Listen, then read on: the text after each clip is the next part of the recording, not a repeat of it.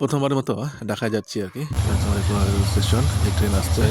একটা ট্রেনে এই যে আমি ট্রেনে বসে আছি। এখন ঢাকার উদ্দেশ্যে রওনা হচ্ছি। এর ভিতরে ঢাকার ফ্লাইওভারের পিলারগুলো।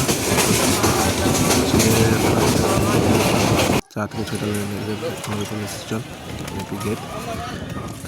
রেল স্টেশন আসলে অনেক সুন্দর দেখতে। এটা হচ্ছে রমনা পার্ক। পার্কে গেছিলাম ঘুরতে। প্রথম আওয়াতাই হলো রমনা পার্কটা আমি অনেকবার শুনেছি কিন্তু কখনো যাই নাই। এটা ফার্স্ট প্রথম গেছিলাম।